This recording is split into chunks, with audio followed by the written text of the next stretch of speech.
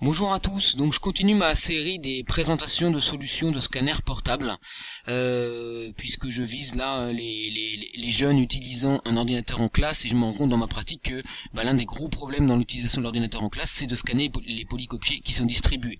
Alors je suis assez d'accord entre parenthèses pour dire que ce travail normalement n'incombe pas aux jeunes, je pense que c'est vraiment une organisation à mettre en place autour du jeune, que ce soit par le cloud ou par la circulation de clés USB, pour que l'enseignant mette à disposition les documents numériques, on va dire.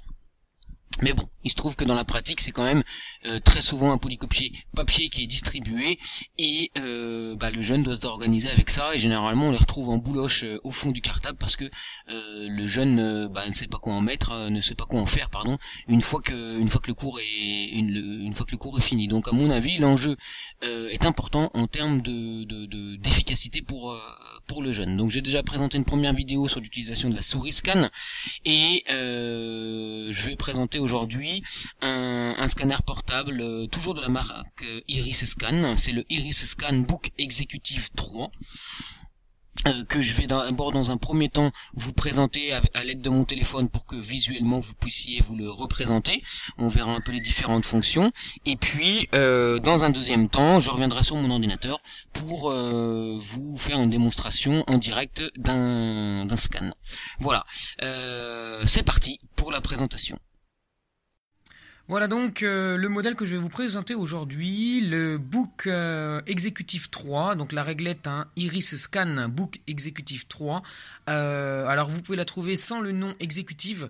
À ce moment-là, il n'y aura pas la fonction Wi-Fi. Moi, je l'ai acheté pour avoir justement cette fonction Wi-Fi. Au final, je ne l'utilise pas et je la déconseille même pour plusieurs raisons. C'est que les piles se vident extrêmement rapidement et qu'en plus, la navigation pour aller chercher le fichier qui vient d'être scanné est très peu ergonomique. Donc au final, il est plus simple d'utiliser la réglette comme elle est prévue à l'origine, donc sans cette fonction Wi-Fi, c'est-à-dire avec un câble qu'on branche et qui arrive jusqu'à l'ordinateur. Parce que de cette manière, on n'utilise pas de piles et on n'a pas besoin des piles. Donc le compartiment de piles est présent sur le dessus. Donc là, voilà, je revois. Donc il y a quand même besoin de 4 piles, d'accord. J'ai également, donc elles sont vendues avec la boîte, j'ai également vendu avec cette réglette une carte SD de 2 Go, un adaptateur pour carte SD, d'accord, bon, un CD d'installation, bien sûr, une fois qu'on l'a installé, on n'en a plus besoin, et une petite housse de transport qui nous permet de transporter notre réglette, et bien sûr, le câble USB qu'on branche à l'arrière de la réglette et qu'on branche de l'autre côté à l'ordinateur. Alors, la réglette, tout de suite, je vais brancher. Alors c'est pas très facile à une seule main. Voilà. Je suis en train de mettre la carte SD. Voilà. Il y a un logement. Je sais pas si vous allez bien le voir. Voilà. On voit ici l'emplacement pour la carte SD. D'accord. Donc sur la face, j'ai le bouton principal qui va me permettre d'allumer et d'éteindre ma réglette. On voit qu'il y a un écran qui est tout petit, donc finalement il est assez peu utilisable. Il y a des petites diodes de couleur pour indiquer notamment les scans et les erreurs pendant les scans, mais finalement on va voir que ces diodes sont très faibles en lumière, donc c'est pas facile, sauf la diode d'erreur, de voir quand est-ce qu'elles sont vraiment allumées ou pas. Et sur le côté, il y a des boutons qui nous permettent notamment de lancer le bouton qui nous permet de lancer le scan ou de valider, pardon, dans les menus qui nous permet de valider la résolution. Donc pour allumer la réglette, alors là il y a un contre-jour, voilà. J'appuie quelques secondes sur le bouton principal, le bouton scan, et là je vois qu'il y a PC qui est écrit.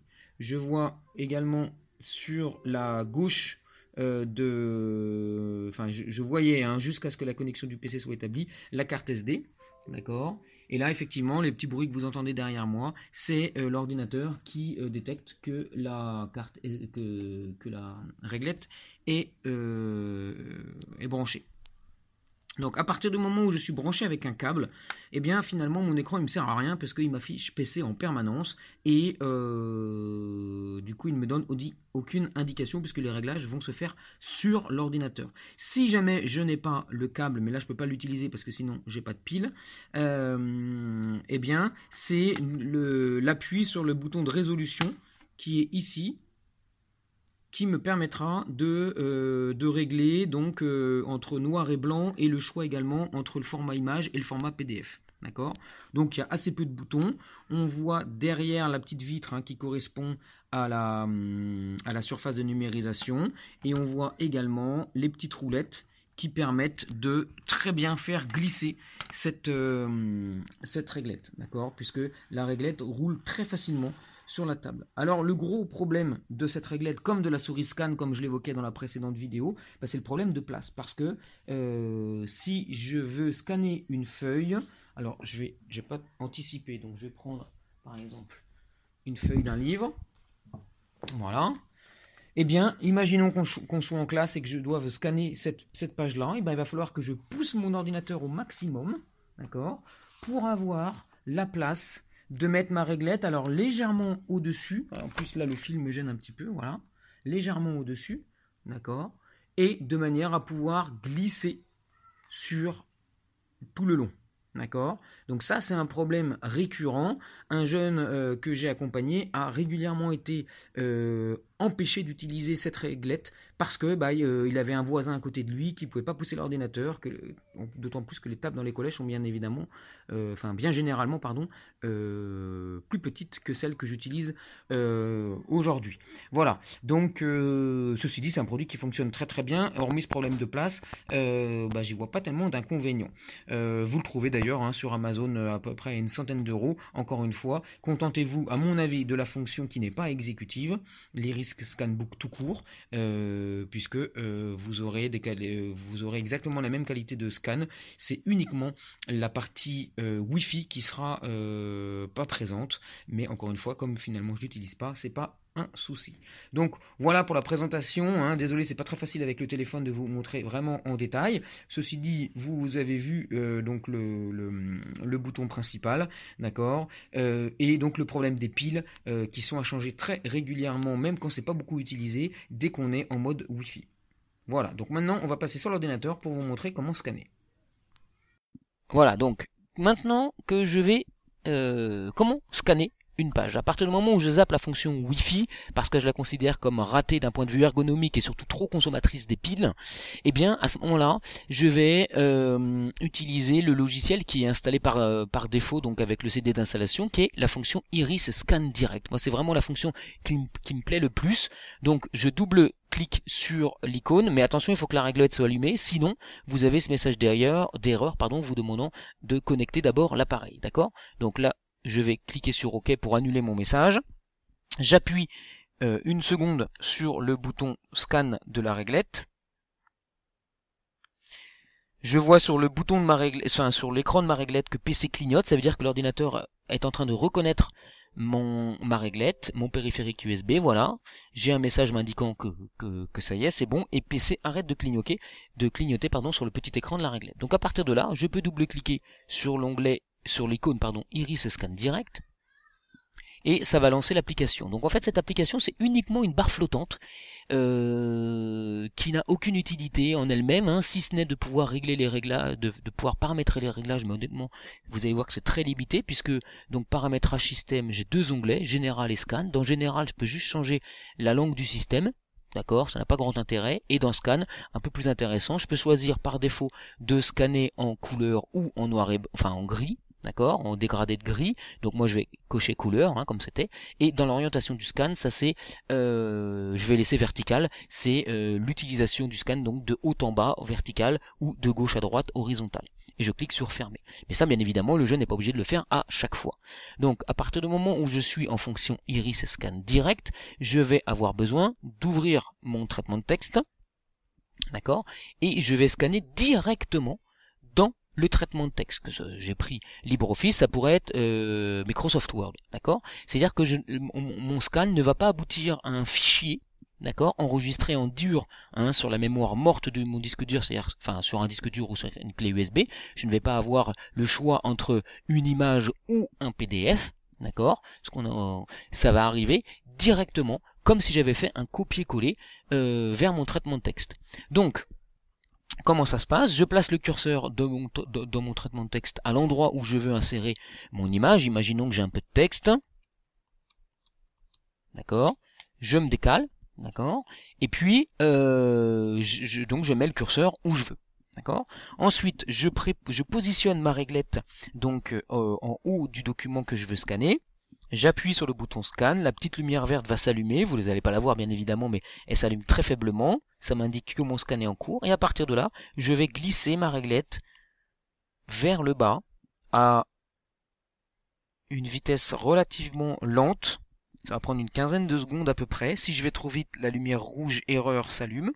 Et quand je suis arrivé en bas, je fais exprès de dépasser un petit peu et je reclique sur le bouton scan. À partir de là, en 2 secondes, le contenu de mon scan arrive sur mon ordinateur. Donc je vais dézoomer pour que vous le voyez complètement. D'accord. Iris Scan direct, je vais le pousser. D'accord. Et là, comme toute manipulation d'image dans un traitement de texte, je peux réduire. D'accord. Je peux double-cliquer pour rogner par exemple, parce qu'on voit que j'ai scanné un petit peu le bord de la table en bas. Donc là, je suis déjà dans l'onglet rogner. Hop. Je rogne un petit peu en bas. Je pourrais rogner éventuellement un peu à droite. Et surtout, je peux mettre à la taille d'origine. D'accord. Donc je clique sur taille d'origine. Ok.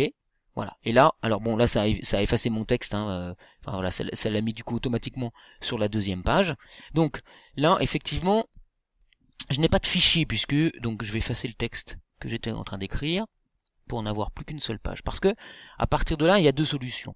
Soit le jeune doit écrire sur le document, soit il ne doit pas écrire sur le document. S'il ne doit pas écrire sur le document, à ce moment-là, je peux appuyer sur Entrée, je passe à la deuxième page et puis je continue de taper mon cours. D'accord? Là on voit pas grand-chose, donc voilà, et je continue de taper mon cours. D'accord? Si jamais le jeune doit écrire et qu'il doit donc pour être plus à l'aise, passer par du PDF, d'accord, ce que je conseille tout du moins. À ce moment-là, c'est pas compliqué.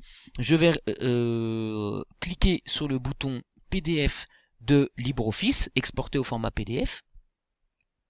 J'ai une fenêtre qui s'ouvre, elle me demande dans quel dossier je vais le mettre, donc là je vais mettre test Iris Scan sur le bureau.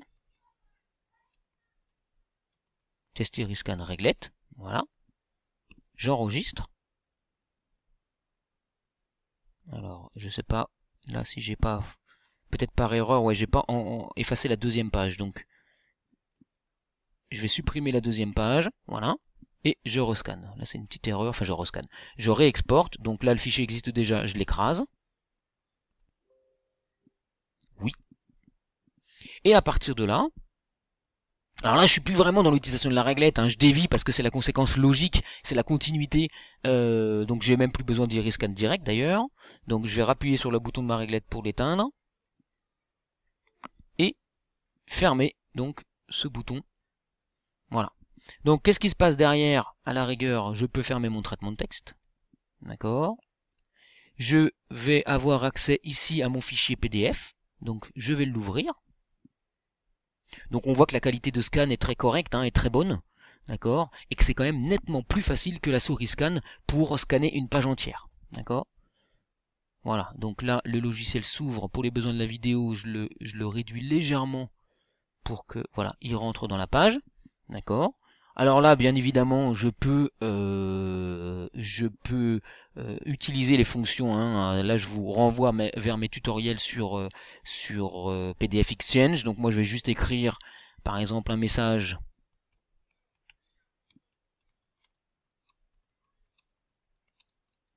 Regardez la vidéo, d'accord. Bon.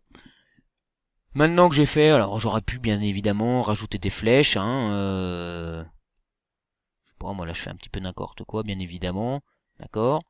Et bien à ce moment-là, le jeune utilise l'outil capture, d'accord. Donc là il a bien écrit sur son PDF, il prend l'outil capture, il prend l'ensemble avec l'outil capture de la feuille en faisant un seul clic, mais c'est encore une fois Hein, vous visionnez les vidéos sur PDF Exchange Editor ou PDF Exchange Viewer. Et derrière, alors là j'ai fermé mon traitement de texte, donc c'est un peu idiot, j'aurais pas dû le fermer. J'aurais dû faire tout simplement un nouveau document, donc là je le réouvre. Et j'ai plus qu'à faire un coller, puisque l'outil capture me fait mon copier finalement. Moi je fais un coller. D'accord. Et là, on voit que je me retrouve avec mon scan plus les annotations et que derrière, j'ai plus qu'à continuer mon cours. Donc là, double-clic sur l'image, taille d'origine pour qu'elle soit pleine page puisque j'avais un scan A4. Donc je veux que ça soit du A4. Donc là, on voit que ça prend toutes les bordures de la page. Hein. Si je réduis fortement, vous voyez que voilà. Et derrière, j'ai plus qu'à appuyer sur Entrée et je peux avoir la continuité de mon cours avec mes adaptations. Donc voilà pour la présentation de l'Iris Scanbook que je trouve personnellement plus intéressante que la souris, même si ça fait un équipement supplémentaire, alors que la souris peut faire, la souris scan peut être utilisée aussi comme souris tout court. Je la trouve quand même moins intéressante que la troisième solution que je présente donc dans la troisième vidéo, qui est également une réglette scan mais qu'on appelle à déliement, c'est-à-dire qu'elle avale la feuille un peu comme une plastifieuse. Vous aurez le lien dans la partie présentation, donc à la fois de mon test sur la souris scan et de mon troisième test sur donc la réglette à déliement. Voilà, merci beaucoup de votre visionnage. Au revoir.